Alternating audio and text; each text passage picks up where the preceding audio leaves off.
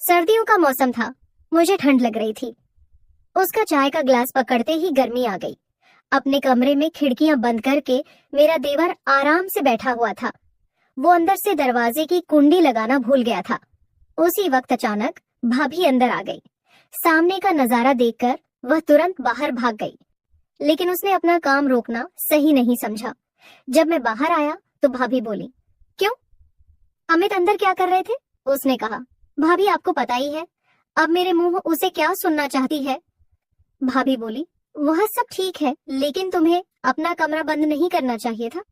उसने कहा, भाभी मुझे क्या पता था कि तुम उसी वक्त कमरे में आ जाओगी। वैसे भी मैं तो कुछ गलत कर नहीं रहा था। भाभी बोली, वह बात नहीं है, लेकिन फिर भी तुम्हें पता है, जब कोई उस काम को करते हुए देख लेता है तो उसका मन भी वही सब करने को लगने लगता है। उसने कहा, तो भाभी तुम भी आ जाया करो। भाभी बोली, मन तो मेरा भी बहुत कर रहा है, लेकिन तुम्हें तो पता है, तुम्हारा भैया कई दिनों से घर से बाहर गया हुआ है और मैं अकेली बस अब कैसे करूंगी। उसने कहा, भाभी अगर आप बुरा ना माने तो मैं आपकी मदद कर दूंगा। मैं आपके साथ वह सब काम कर सकता हूँ। भाभी बोली, तेरा दिमाग खराब है। इससे पहले कि भाभी और कुछ बोल पाती, मैं तुरंत वहां से भाग गया। वैसे भी मैं तो अपनी भाभी के साथ बहुत पहले से वह काम करना चाहता था, लेकिन हाँ, कहने की हिम्मत नहीं हो रही थी। आज भाभी ने मुझे देख लिया था तो आज वह बात कहने का सही टाइम आ गया था और माहौल भी था, इसीलिए उसने वह बात कह दी। इससे एक बात मुझे पता लगी कि बात कहने का भी एक सही समय आता है। उस समय बात कर लेनी चाहिए। उस समय आपकी बात पूरी होने के बहुत चांस होते हैं। एक दिन भैया और भाभी छत पर काम कर रहे थे। मैं उन्हें ये सब करते हुए देख रहा था। उसने कुछ देर खड़े होकर देखा। मेरे सामने फेस टू फेस एक फिल्म चल रही थी। मुझे भैया भाभी को देखकर बहुत मजा आ रहा था। भैया अपनी सारी जान लगाकर काम कर रहा था। उस समय मेरी शादी नहीं हुई थी। मैं 22 साल का हूँ और मेरी भाभी बहुत खूबसूरत थी। वो हमेशा मेरे साथ मजाक मस्ती करती रहती थी। भाभी और मेरे बीच एक अच्छा दोस्ती वाला रिश्ता था। जब भाभी हमारे घर में नई नई आई थी तो उनमें बहुत घमंड था, और घमंड होना भी चाहिए था क्योंकि वह किसी से कम नहीं थी। भाभी की ऊंचाई और लंबाई बहुत थी। उनकी आंखें गोल और भरी भरी थी। जब वह एक साथ मेरे की तरफ देखती तो मेरा सीना चीर कर रख देती थी। जब मैं कोई बात करता तो वह मुंह टेढ़ा कर लेती थी। तब से मैं समझ गया था कि भाभी में खूबसूरती का घमंड भरा हुआ है। भैया एक प्राइवेट कंपनी में काम करते थे। जहां वह काम करते थे वह हमारे घर से 50 किलोमीटर दूर था। उन्हें वापस आते आते आधी रात हो जाती थी। कभी कभी तो वह घर वापस नहीं आते और वहीं ठहर जाते थे। वो बस अब वहीं रहने की बात कर रहे थे, क्योंकि घर रोजाना आना जाना बहुत दूर पड़ जाता था। जब भैया जी वापस नहीं आते थे तो भाभी अपने कमरे में अकेली रहती थी। उसने भाभी को कई बार अकेले देखा था और उन्हें देखकर ही उसने भी महसूस किया कि मेरे भैया आधी रात घर आते हैं, कभी काम करते हैं और कभी नहीं। जितनी भाभी को प्यार की जरूरत थी, भैया उतना प्यार भाभी को नहीं दे पा रहे थे। ये बात मुझे पूरी तरह से समझ आ गई थी। एक दिन सुबह उसने देखा भाभी बहुत उदास लग रही थी तो उसने उनसे पूछा, क्या हुआ भाभी, आप उदास लग रही हैं? भाभी बोली, मेरी तबीयत कुछ ठीक नहीं लग रही। फिर उसने उनके लिए मेडिकल स्टोर से दवाई ले आए। दवाई खाकर भाभी अपने कमरे में चली गई। थोड़ी देर बाद उनका हालचाल पूछने के लिए मैं उनके कमरे में गया तो देखा कि उन्हें काफी पेट में दर्द था। उसने कहा, भाभी भैया जी आज घर नहीं आएंगे? भाभी बोली, वह ऑफिस के काम के लिए कुछ दिनों के लिए बाहर गए हैं। उसने कहा, अब क्या करूं, भाभी की तबीयत तो बिगड़ती जा रही है। तभी मुझे ध्यान आया, मेरा एक दोस्त था। के बाद भाभी को मिल गया।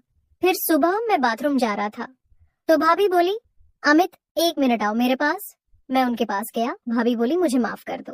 उसने पूछा, किसके लिए? तो भाभी बोली, जब से मैं इस घर में आई हूँ एक बार भी तुझसे सीधे मुंह बात नहीं की, और तू मेरा कितना ख्याल रखता है ये कल मुझे पता चला जब मेरी तबीयत खराब थी। उसने कहा, भाभी कोई बात नहीं, मैं तो तुम्हें अपनी ही मानता हूँ। फिर उसने सोचा कि भाभी आपको अपने दिल की बात कह दो, यही सही मौका है। लेकिन उसने सोचा अभी दिल की बात बताना बेवकूफी होगी, क्योंकि अभी तो भाभी मेरी ओर बात करने लगी है। अगर मैं अभी बता दूंगा तो बहुत जल्दी हो जाएगा और भाभी भी नहीं कर सकेंगी। इसीलिए पहले भाभी के साथ और ज्यादा प्यार पाना पड़ेगा। इसके बाद भाभी और मेरे बीच एक अच्छी दोस्ती हो गई। मैं भाभी की हर बात मानता और जो भी काम वह कहती मैं दौड़ दौड़ कर देता। भाभी अब मेरे प्रति थोड़ी ज्यादा आकर्षित होने लगी थी।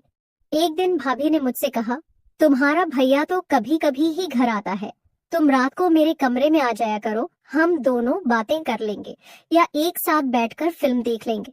अकेले में मेरा कमरे में जी नहीं लगता। उसने अपने मन में सोचा, लो भाभी मुझे हिंट दे रही है, डायरेक्ट से तो अब मुझे और भी आसान हो गया, अब किसी भी तरह से अपनी बात कह दूंगा। मैं भाभी के कमरे में गया तो भाभी अभी भी घर के काम कर रही थी। भाभी को देखकर मेरा मन मचल गया और वो मोबाइल में मूवी देखने लगा। वीडियो की आवाज पूरी ऊंची थी और पूरे कमरे में सुनाई दे रही थी। भाभी के पीछे का मुंह कमरे के गेट की ओर नहीं था, बल्कि टेढ़ा था, इसलिए बाहर से कोई आ रहा है इसका पता नहीं चल सकता था। मैं अपनी मस्ती में फिल्म देख रहा था और आवाज का आनंद ले रहा था। मुझे यह भी पता नहीं चला कि कब भाभी कमरे में आ गई।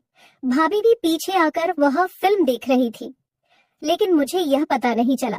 भाभी ने धक्कार मारी और मैंने उस फिल्म से ध्यान हटाकर देखा तो पीछे भाभी खड़ी हंस रही थी।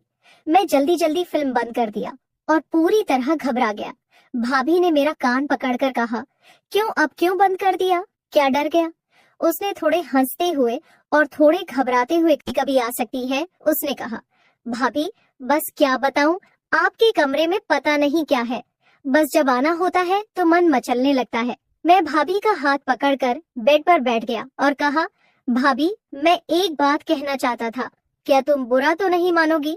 भाभी बोली, तू तो कुछ भी कह ले, मैं अब बुरा नहीं मानूंगी। उसने कहा, अगर मुझे बुरा मानना होता तो जो तुमने हरकत की उसे देखकर तो मैं तुझे कमरे से बाहर निकाल देती। उसने थोड़ी नजरें झुका ली और फिर कहा, भाभी जब तुम पहली बार इस घर में आई थी तब से मुझे तुम बहुत अच्छी लगती हो। भाभी बोली, अच्छा जी तो फिर क्या करें? उसने कहा, भाभी मैं तुम्हारे साथ एक बार। भाभी बोली, अमित पर यह कैसे हो सकता है? अगर यह बात तुम्हारे भैया को पता लग गई तो वह मुझे नहीं छोड़ेंगे। उसने कहा, भाभी हम घर वालों की नजर से छुपकर काम करेंगे। भाभी बोली, नहीं मैं तुम्हारे साथ वह सब नहीं करूंगी। उसने कहा, भाभी मैं तुमसे वादा करता हूँ कि हमारी बात घर के तीसरे व्यक्ति को नहीं पता लगेगी। भाभी बोली, पर अमित मैं तो तुम्हारी भाभी हूँ। उसने कहा, तो क्या हुआ, हम कुछ गलत नहीं कर रहे हैं। भाभी ने कहा, तू तो देख ले, भैया तो आधी रात को घर आता है थका हुआ, कभी कभी वह तुम्हें खुश करता है, कभी नहीं। मुझे भैया जी के बारे में सब पता है, बस तुम खुश रहने का दिखावा करती हो। भाभी का चेहरा वहां ही उतर गया और भाभी का चेहरा देखकर मुझे सच का पता लग गया। भाभी बोली, हाँ अमित तुम सच कह रहे हो, बस टाइम ही बीतता है, मैं भैया जी से खुश नहीं हूँ तुम्हारा। भैया बस ये बहाना बनाकर जल्दी सो जाता है, इतनी दूर से चलकर आया, अब मैं थक गया हूँ, मुझे नींद आ रही है। रोज रोज तो मैं उन्हें खुश करने के लिए फोर्स भी नहीं कर सकती, उन्हें खुद ही सोचना चाहिए कि वह मेरा ख्याल रखे। वह तो बस तब प्यार करते हैं जब उनका मूड होता है, उन्हें मेरी तो थोड़ी भी फिक्र नहीं होती कि अब मेरा मूड है या नहीं, वो बस अपना ही देखते हैं। इन बातों को सुनकर मैं चौंक गया। उसने कहा, भाभी तभी तो मैं तुम्हारी इतनी फिक्र करता हूँ, तभी तो मैं कह रहा हूँ कि मैं तुम्हें खुश कर सकता हूँ। भाभी मैं तुम्हारी हर एक फीलिंग को समझता हूँ। तब भाभी ने मेरा हाथ पकड़कर उसे कसकर दबाते हुए कहा। जब भाभी ने मेरा हाथ दबाया तो मुझे पता लग गया कि भाभी अंदर कितनी तप रही है। भाभी ने कहा, अच्छा अमित तुम इतनी फीलिंग समझते हो, कितने समझदार हो गए हो, उसने तो कभी तुम्हारी ओर ध्यान नहीं दिया। उसने कहा, हाँ भाभी मैं तुम्हें पूरी तरह समझता हूँ। भाभी बोली, चल मैं सोचकर बताती हूँ, अब तुम अपने कमरे में जाओ। जिस हिसाब से भाभी ने मुझे कमरे में भेज मेरा अमित, उसने कुछ नहीं कहा और अपने कमरे में चला गया। मैं भाभी से नाराज था। थोड़ी देर बाद भाभी मेरे कमरे में आई और बोली, क्या हुआ अमित तुम मेरे से नाराज हो गए? उसने कहा, आप मेरे पास ना आए, अपने काम करें, मैं आपके साथ कोई बात नहीं करना चाहता। फिर मैं अपने काम के लिए बाहर चला गया। जब मैं शाम को घर वापस आया तो देखा कि भैया जी भी घर आ चुके थे। मेरा मूड और भी खराब हो गया क्योंकि अब मेरा सपना सपना ही रह जाएगा। भैया ने मुझे देखकर कहा, अमित कैसे हो? उसने कहा, ठीक हूँ भैया जी। फिर मैं अपने कमरे में चला गया। थोड़ी देर बाद भैया ने मुझे बुलाया और बोले, आजा अमित, खाना खा ले। फिर हम बैठकर खाना खाने लगे। मैं भाभी की ओर नजरें मार रहा। भाभी मुझे देखकर मुस्कुराने लगी और चुप रहने का इशारा करने लगी। भैया ने मुझसे पहले खाना खा लिया और फिर अपने कमरे में चले गए। मैं धीरे धीरे खाना खा रहा था। तब भाभी मेरे पास आकर बोली, क्या बात है अमित, तुम मुझसे नाराज हो? उसने कहा, हाँ। वह बोली, तू मेरी बात क्यों नहीं समझ रहा, यह गलत है। उसने कहा, इसमें गलत क्या है? भाभी बोली, तू अपने कमरे में जा, खाना खाकर सो जा। उसने कहा, मैं सोऊंगा कि जागूंगा आपको, इससे क्या? और उसने कहा, मैं आज रात छत पर ही बैठा रहूंगा, बिल्कुल नहीं सोऊंगा। यह कहकर मैं अपने कमरे में चला गया। उसने ठान लिया था कि चाहे कुछ भी हो जाए, एक बार तो अपना सपना पूरा करके ही रहूंगा। जब सब सो गए, उसने अपने कमरे का दरवाजा जोर से खोला ताकि भाभी को पता लग जाए कि मैं छत पर जा रहा हूँ। फिर मैं छत पर चला गया। मैं वहां 2 मिनट तक बैठा रहा। तभी मुझे पायल की आवाज सुनाई दी। पीछे मुड़कर देखा तो भाभी छत पर आ रही थी। वह मेरे पास आकर बैठ गई और बोली, तू पागल हो गया है? इतनी रात को इधर छत पर क्या कर रहा है? उसने कहा, मेरी मर्जी, मैं वही करूंगा जो चाहता हूँ, आप नीचे जाइए।